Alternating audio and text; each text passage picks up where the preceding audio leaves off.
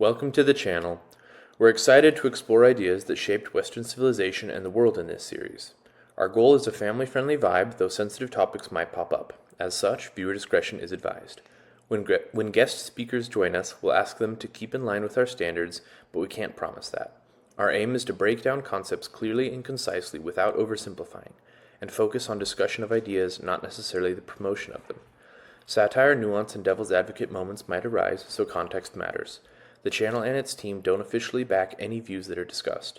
We'll adapt as we go, and we'd love your civil, constructive input. Check descriptions and comments for info. Our goal, to be open-minded, evolving, and exploratory. Thrilled to have you here. Hello and welcome. Today we will be reading the Declaration of Independence and doing our little part to celebrate the 250th anniversary of the United States. Yes, sir. And yeah, so I can kick us off. Yeah, we wanted to do this kind of as a commemoration, as Caleb said, of the 250th anniversary of the signing of the Declaration. We're a little bit late, but uh, the best time to plant a tree or to post a video, I suppose, is uh, today. So, all right, they begin. The unanimous declaration of the 13 United States of America. When in the course of human events it becomes necessary for one people to dissolve the political bands which have connected them with another, and to assume among the powers of the earth the separate and equal station to which the laws of nature and of nature's God entitle them. A decent respect to the opinions of mankind requires that they should declare the causes which impel them to the separation. We hold these truths to be self-evident that all men are created equal, that they are endowed by their Creator with certain unalienable rights, that among them are life, liberty, and the pursuit of happiness. That to secure these rights, governments are instituted among men, deriving their just powers from the consent of the governed, that whenever any form of government becomes destructive to these ends, it is the right of the people to alter or to abolish it, and to institute a new government, laying its foundation on such principles and organizing its powers in such form as to them shall seem most likely to affect their safety and happiness. Prudence indeed will dictate that governments long established should not be challenged for light or transient causes, and accordingly, uh, all experience hath shown that mankind are more disposed to suffer, while evils are sufferable, that to right themselves by abolishing the forms of which they are accustomed, to which they are accustomed. But when a long train of abuses and usurpations, pursuing invariably the same object, evinces a design to reduce them under absolute despotism, it is their right, it is their duty to throw off such government, and to provide new guards for their future security. Such has been the patient sufferance of these colonies, and such is now the necessity which constrains them their former systems of government. The history of the present King of Britain is a history of repeated injuries, usurpations, all having the direct object of establishment of an absolute tyranny over these states. To prove this, let facts be submitted to a candid world. Um, He has refused his assent to laws the most wholesome and necessary for the public good. He has forbidden his governors to pass laws of immediate and pressing importance unless suspended in their operation till his assent should be obtained, and when so suspended, he has utterly neglected to attend to them. He has refused to pass other laws for the accommodation of large districts of people, unless those people would relinquish the right of representation in the legislature, a right inestimable to them and formidable to tyrants only. He has called together legislative bodies at places unusual, uncomfortable, and distant from the depository of their public records, for the sole purpose of fatiguing them into compliance with his measures. He has dissolved representative houses repeatedly, for opposing with manly firmness his invasions on the rights of the people. He has refused for a long time, after such dissolutions, to cause others to be elected, whereby the legislative powers, incapable of annihilation, have returned to the people at large for their exercise, the state remaining in the meantime exposed to all the dangers of invasion from without and convulsions within. He has endeavored to prevent the population of these states, for that purpose obstructing the laws for naturalization of foreigners, refusing to pass others to encourage their migrations hither, and raising the conditions of new appropriations of lands. He has obstructed the administration of justice by refusing his assent to laws for establishing judiciary powers. He has made judges dependent on his will alone for the tenure of their offices and the amount and payment of their salaries. He has erected a multitude of new offices and sent hither swarms of officers to harass our people and eat out their substance. He has kept among us, in times of peace, standing armies without the consent of our legislatures. He has affected to render the military independent of and superior to the civil power. He has combined with others to subject us to a jurisdiction foreign to our Constitution and unacknowledged by our laws, giving his assent to their acts of pretended legislation. For quartering large bodies of armed troops among us, for protecting them by a mock trial from punishment for any murders which they should commit on the inhabitants of these states, for cutting off our trade with all parts of the world, for imposing taxes on us without our consent, for depriving us in many cases of the benefits of trial by jury, for transporting us beyond seas to be tried for pretended offences, for abolishing the free system of English laws in a neighboring province, establishing therein an arbitrary government, and enlarging its boundaries so as to render it at once an example and fit instrument for introducing the same absolute rule into these colonies, for taking away our charters, abolishing our most valuable laws, and altering fundamentally the forms of our governments, for suspending our own legislatures and declaring themselves invested with power to legislate for us in all cases whatsoever. He has abdicated government here by declaring us out of his protection and waging war against us. He has plundered our seas, ravaged our coasts, burnt our towns, and destroyed the lives of our people. He is at this time transporting large armies of foreign mercenaries to complete the works of death, desolation, and tyranny, already begun with circumstances of cruelty and perfidy scarcely paralleled in the most barbarous ages, and totally unworthy the head of a civilized nation. He has constrained our fellow citizens, taken captive on the high seas, to bear arms against their country, to become the executioners of their friends and brethren, or to fall themselves by their hands. He has excited domestic insurrections amongst us, and has endeavored to bring on the inhabitants of our frontiers the merciless Indian savages, whose known rule of warfare is an undistinguished destruction of all ages, sexes, and conditions. In every stage of these oppressions, we have petitioned for redress in the most humble terms. Our repeated petitions have been answered only by repeated injury. A prince whose character is thus marked by every act which may define a tyrant is unfit to be the ruler of a free people.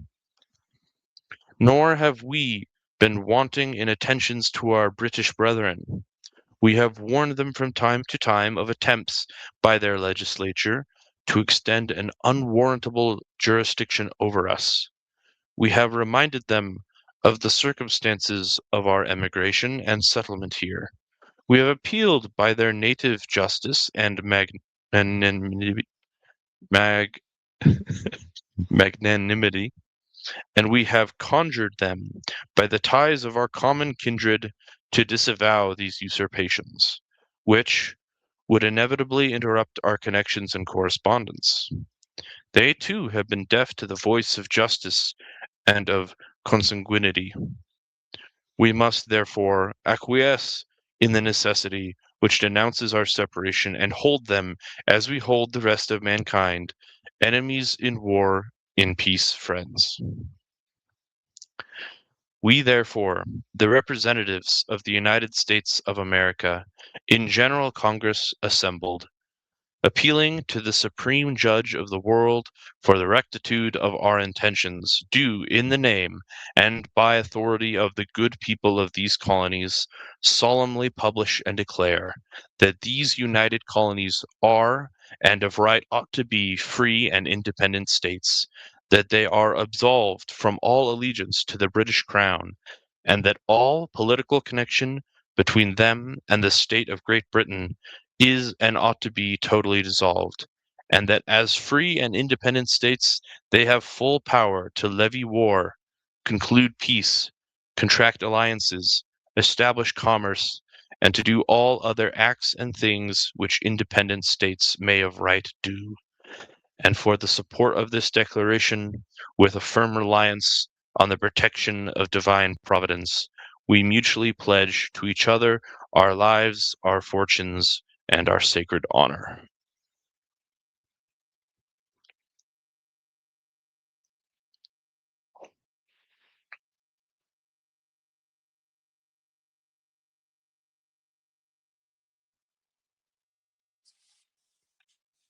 Cool. And Thanks for finishing that off. yeah,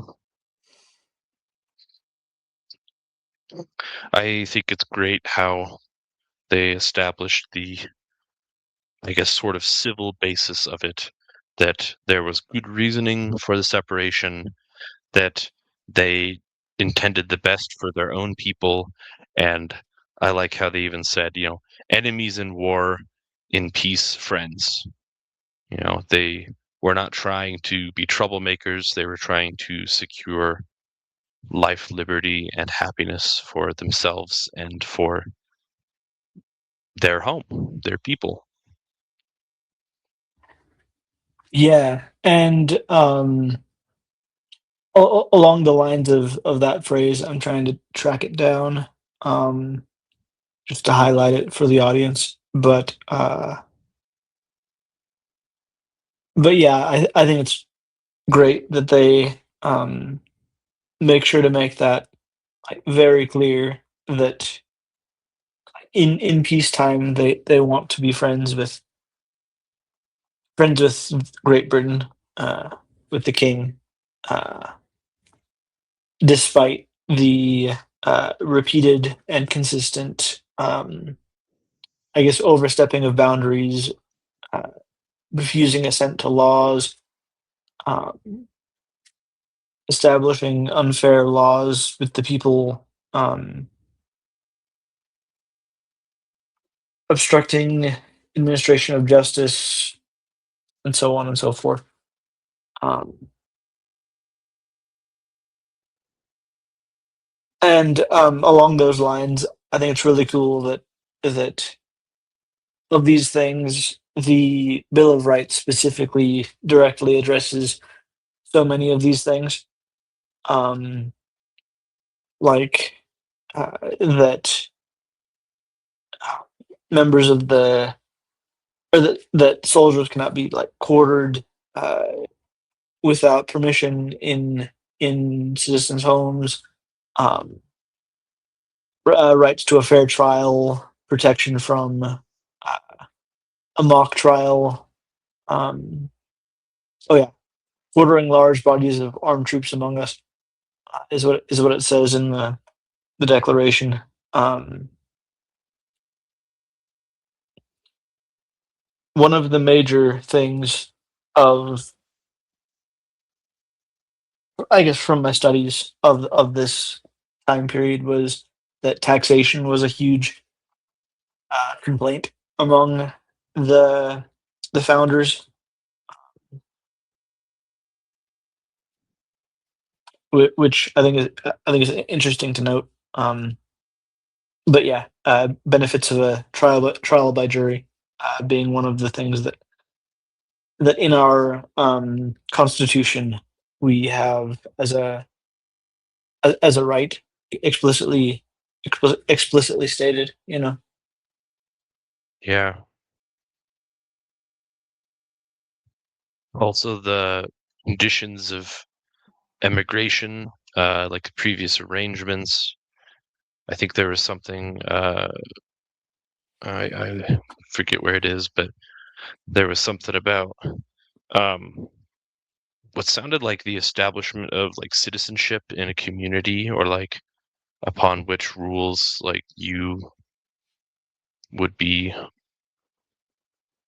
considered a citizen. I don't know if they even use the word citizen, but like that was something that kind of stood out to me in the reading, and we could have paused more during it. I just wanted to get like the full document experience. Totally, totally. I get you. Um, I'm trying to track it down. Uh, darn. Yeah, and it's interesting that they established themselves as being free multiple times. Uh, like, not that they are breaking off so that they may be free, but that they are a free people. And as a free people, having uh, that almost independence, like that sovereignty, as a free people, they reserve the right to break off ties and establish government for their own well-being. And Mhm. the king, being a tyrant, is unfit to be a ruler of them as a free people. Yeah, I'm just going through for the audience the times when free was written in the document. It was mentioned 4 times. Um, this one sentence right here, I think, really summarizes well what you're trying to, or what you're elucidating. That that these united colonies are, and of right ought to be, free and independent states. Uh, that they're absolved from all allegiance to the British Crown, and that all political connection between them and the state of Britain is and ought to be totally dissolved. That as free and independent states, they have full power to levy war, conclude peace, contract alliances, establish commerce, and to do all other things which independent states may of right do.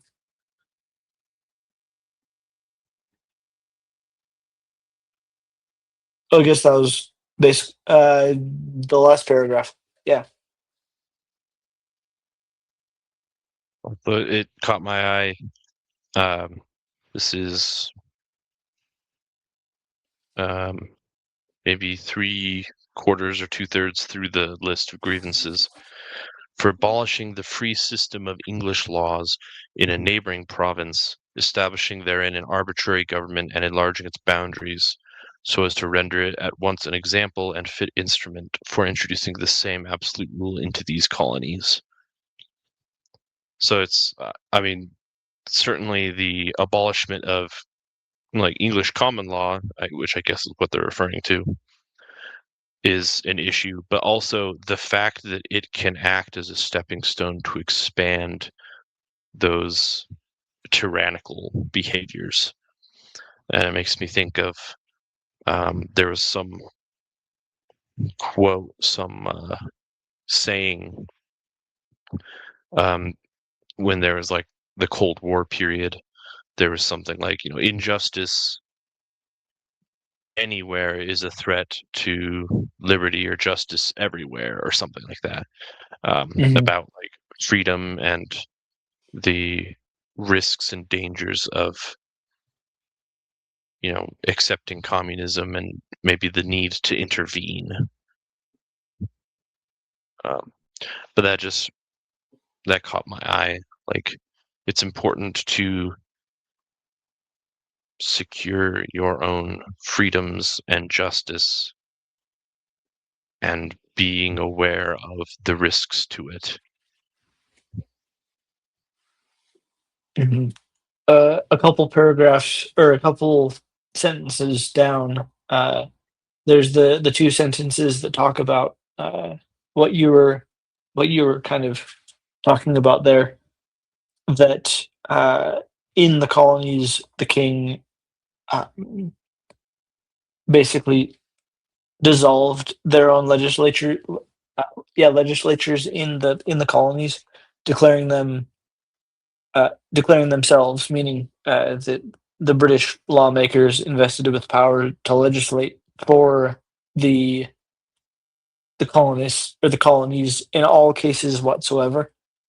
And in the next paragraph, the next sentence, he has advocated government here in the colonies by declaring us out of his protection and waging war against us.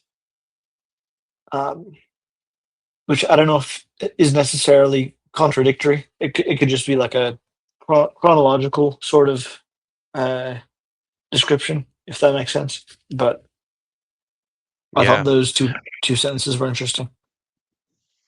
Yeah, I wish I knew more about the history of that time period, but this makes it sound almost like it's already a civil war. Like, we're just establishing the fact that he's a tyrant and we ought to be free of him. Hmm. And it's like, he's already basically declared war on us. Like, at this point, it's already an us versus him. We're Yeah, just and making it official. yeah, it seems like that's the case because a few paragraphs down from that, it talks about how um, he, meaning the king, has constrained uh, the citizens to uh, or that were taken captive on the seas um, to bear arms against the country, to become executioners of their friends and brethren, or to fall themselves by their hands. Um, although I Yeah. guess that's not explicitly. I guess in a sense that is explicitly sort of uh, an act of declaration of war, in a sense. Um, Yeah, it certainly seems to be. I mean, yeah, you can't make people fight each other and not really have something of a war going on, civil mhm. war, or, you know, depending on the scale. Yeah. Yeah, that kind of rang a bell from like high school learning about this, but I thought I remembered it in a different context, so this was interesting to review. Yeah. Anything you want to uh, bring up? I guess as we come to the end of this. No, Um, I think it was good. No, I think that's it. Pretty cool. straightforward.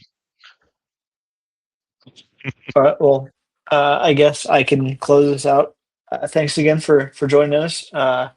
We hope you enjoyed this brief little deep dive into the Declaration of Independence on this